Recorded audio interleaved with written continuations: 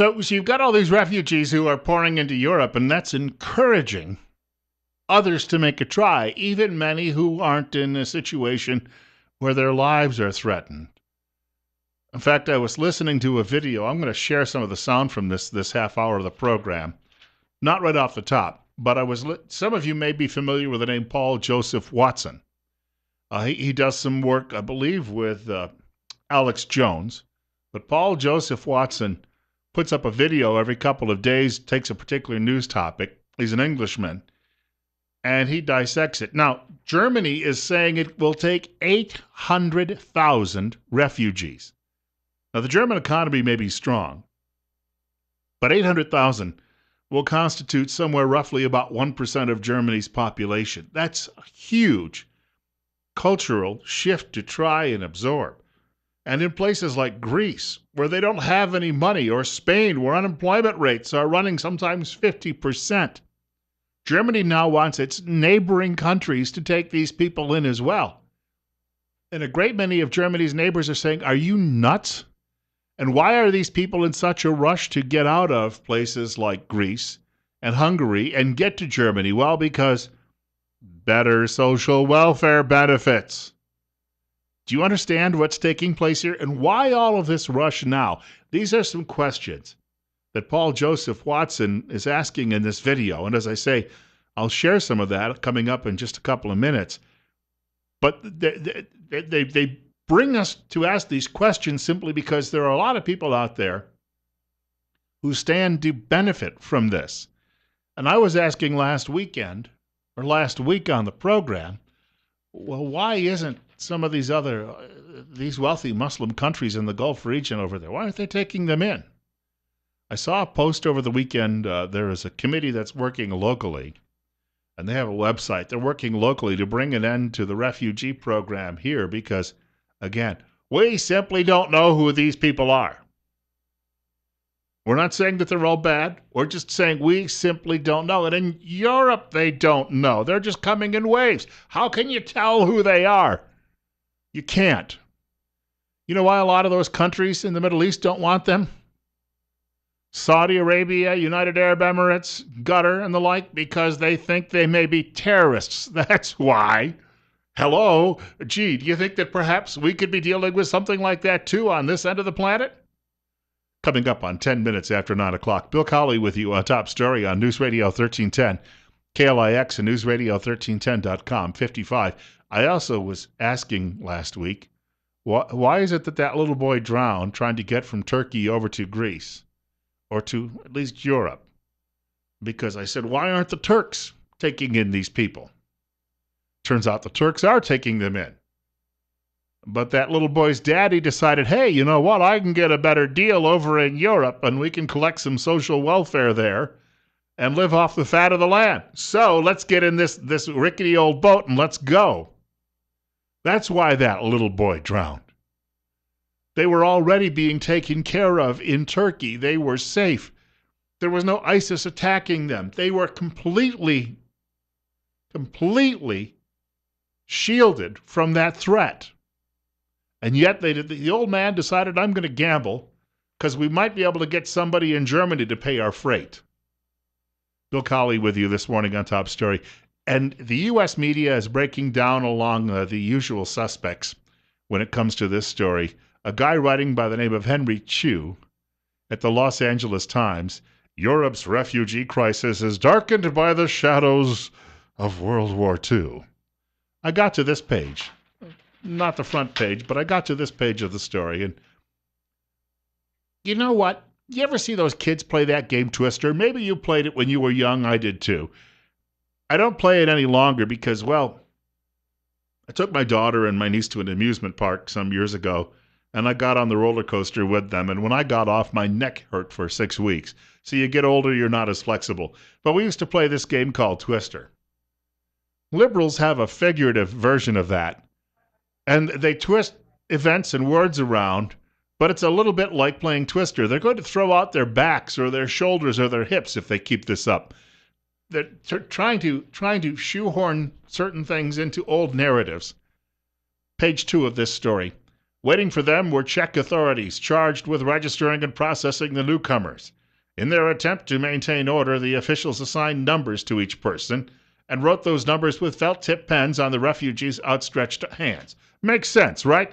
Oh, gee, we got 1,200 people here. We better figure out what we're doing, so just give me that felt-tip marker. 1, 2, 3, 4, 5, 6. You understand how this is working. It also washes off. And even if you're from that part of the world where you don't like to bathe, and that might be the case with some of these people, eventually your skin just grows out and, flakes away, and it will move. It'll be gone on its own. Month or two away from the time it actually takes place. The writer says, what seemed a simple bureaucratic shortcut immediately produced uncomfortable evocations of the Holocaust, of death camp inmates whose arms were tattooed with prisoner numbers by the Nazis. Jewish and human rights organizations had a cow. Well, he says we're aghast. But I'll say had a cow. Why? Because someone got a mark on them with a felt tip? This has got nothing to do with that. To try to even say that there's some sort of relationship between the two just shows you how evil some of these liberals are trying to get these people into Europe. Here's a quote. It is an image we cannot bear, which brings to mind the entry procedures at Nazi extermination camps, when millions of men, women, and children were marked with a number like animals before being sent to their deaths. That came from a Jewish community leader in Rome. The Czech government quickly halted the practice, saying it had intended nothing malicious. Of course it hadn't. But now you can't even keep track of who these people are. You don't know who they are in the first place. Are you a terrorist? No, infidel, I am not. Well, good enough for me. Go through. But you can't even put a felt-tip number on them, for crying out loud. Or somebody says, you're going to be slaughtering them in death camps next, aren't you? Give me a break. Somebody's got to grab some of these liberals by the shirt collar and give them a shaking or two. 9:13, Bill Colley with you on Top Story on News Radio 1310, KLIX. As promised, this is about 6 minutes long. I'm going to break it up into two different segments. Paul Joseph Watson on his YouTube channel talking about this situation. This first segment is about 3 minutes long. Take a listen. He's coming at this directly from a European perspective. European citizens have spent the last 2 years voting to reject the failed policies of multiculturalism and mass immigration. So isn't it an amazing coincidence how left-wing parties in Europe who will benefit from votes from future naturalized migrants and their children have been so welcoming of them? Being completely dependent on government, those naturalized citizens will then vote for even bigger government. Big corporations also love mass immigration. It means a fresh supply of cheap labour that will drive down everyone else's wages. So who else benefits? Economic migrants who are abusing the crisis by claiming to be Syrian refugees when they're clearly not. As the Sydney Morning Herald reports, 90% of those arriving in Serbia from Macedonia say they're Syrian but have no documents to prove it. 90%. They're finding discarded ID cards belonging to Pakistanis and Bangladeshis. These people aren't fleeing war. They're not running from ISIS. They're trampling on the backs of legitimate Syrian refugees in an effort to try and suck off Europe's giant welfare state. And then you have the Syrians themselves. Isn't it an amazing coincidence how many of these war refugees have no interest whatsoever in remaining in peaceful European countries that refuse to shower them with cash? And many of the refugees don't even look like refugees at all. They're mainly working age men, well-fed, not emaciated, not hungry. They're not wearing rags. Many of them are even carrying the latest iPhone. And I don't begrudge people seeking a better lifestyle, but can we please stop pretending that all these individuals are fleeing from war? What makes someone a refugee is that they're fleeing from danger, not fleeing to a higher standard of living. What on earth has Pakistanis flooding into Sweden to get on benefits got to do with actual Syrians escaping ISIS persecution? And how is that in any way comparable to Jews fleeing Nazi Germany, as some sectors of the media have framed it? But isn't it commendable that rich Gulf Arab states located right next to Syria are really pulling their weight in helping Europe deal with the burden. Here's a list of how many refugees Saudi Arabia, Bahrain, Qatar, Kuwait, United Arab Emirates and Oman have taken in. Nada, zilch, zero, sweet, F.A. While Germany alone takes in 800,000. Months ago, ISIS promised to exploit the migrant crisis to infiltrate thousands of terrorists into Europe. But don't worry, they'll be well looked after if Sweden enacts what some of its political class are calling for: jobs, welfare and housing for Islamic State jihadists, all at taxpayer expense. So while European citizens are being frisked at airports every single day, potential terrorists are being invited straight in with no security checks, no ID checks, nothing. And in the name of diversity, we're welcoming into Europe huge numbers of people who are completely intolerant of diversity. That's Paul Joseph Watson. I've got a couple more minutes. I'll run it following the break in a couple of minutes. We're a couple of minutes away from the break, but I want to make sure we have enough time for it. When he talks about diversity, you're not going to believe the story he shares about the headmaster of a German school and the warning to the local children about what they have to do so they do not offend their new friendly Muslim neighbors. Yeah, and it is mind-boggling that this is going on, and we are hearing now that there is pressure to increase the number of these people coming to the United States as well. Now, in just a few short weeks, we're expecting 300 or so here in Magic Valley. But now you have people in Congress, yes, some of the Marxist-Leninists, fellow travelers who are trying to destroy the United States, which they hate so much. They are saying we need to bring 65,000 of these people into this country. And if these numbers, and you're starting to realize what's happening. I was just reading in the Wall Street Journal today, which has been editorializing for 15 years now for open borders in the United States so that we can have cheap labor from South and Central America here to depress your wages, to make its readership wealthier over your corpse eventually. They have now suddenly realized, hey, wait a minute. This is causing people all over the Africa and Asia to come into Europe. It's going to crash the European governments. Gee golly gosh, how long did it take the Wall Street Journal editorial board time to wake up to that? Even people as far away as Nigeria are listening to their radios and saying, hey, gosh, this European dole thing's a pretty good deal. How do we get there? 20 minutes after 9 o'clock. Bill Colley with you on Top Story. I'll share a couple more minutes with you from Paul Joseph Watson from his video, the sound of it, coming up on the other side of the break. In the meantime, it's 57. 20 minutes after 9 o'clock. You're listening to Top Story on News Radio 1310 KLIX and newsradio1310.com on this lovely Tuesday morning. If you were with us in the last segment of the program, I shared part one of what's the audio from a video compiled by Paul Joseph Watson. And he's a regular contributor to a couple of websites here as well in America. But he's coming at this from an English perspective about what's going on with their refugee crisis, which may be coming here. And we're talking about additionally adding to the numbers that we are already expecting in this community. You know it's going to happen. And it almost seems like it's a sinister plan, part of that Agenda 21 United Nations cabal, in order to crash Western governments. This is Paul Joseph Watson. This is part two from his video, talking about the political correctness that is being forced upon Europeans so they don't offend all of the refugees coming to feed at the trough. And number two, telling you exactly the backstory of what happened with that little boy who drowned.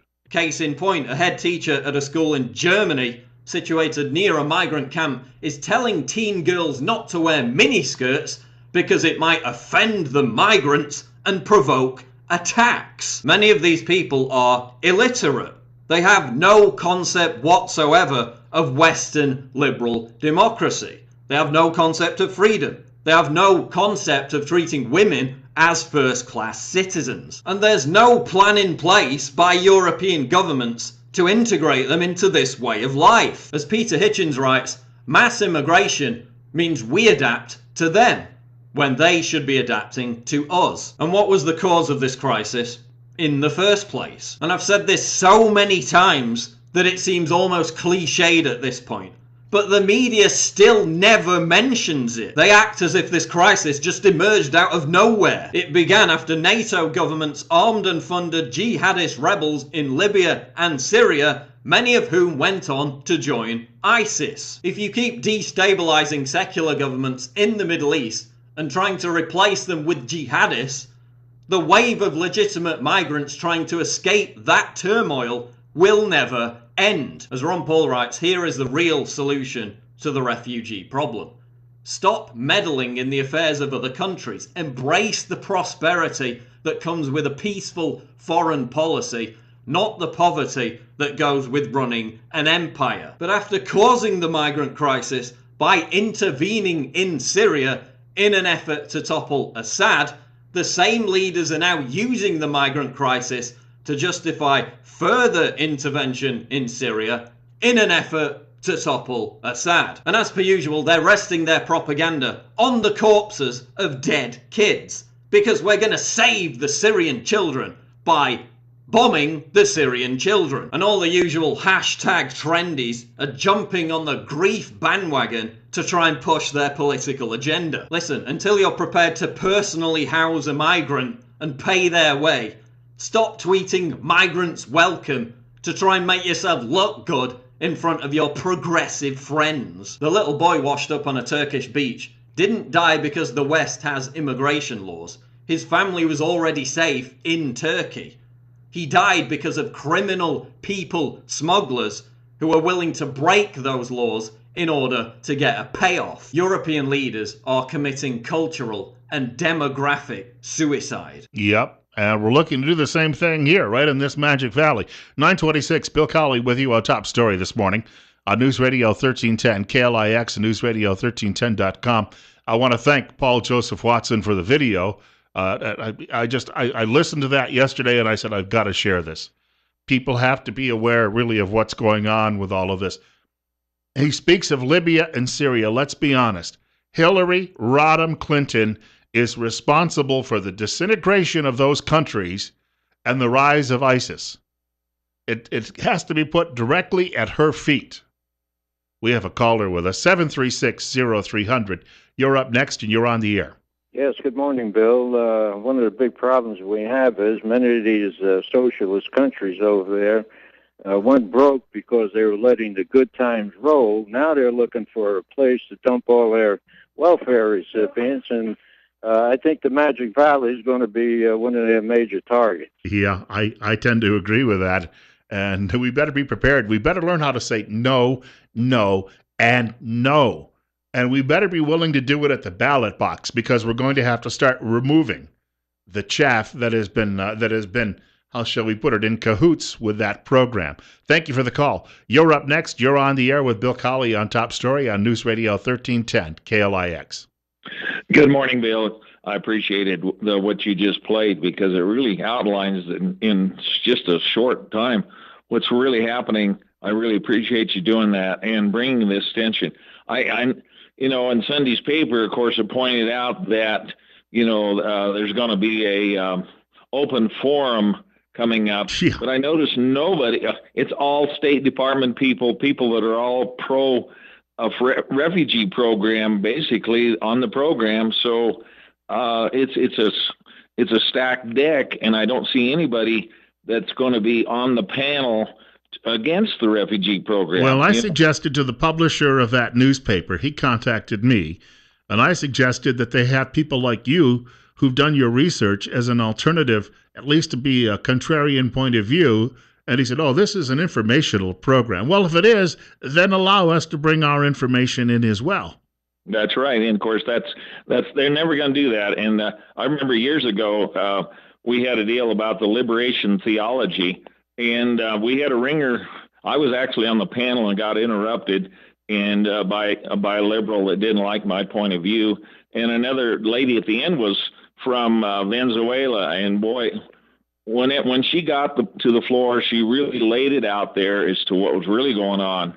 And the same thing with another CSI program on the United Nations. It was a stacked deck, and so the other side never really gets a chance to voice their viewpoint. Yeah, I told the publisher that that they would not get any time on this radio show to promote such a one-sided event.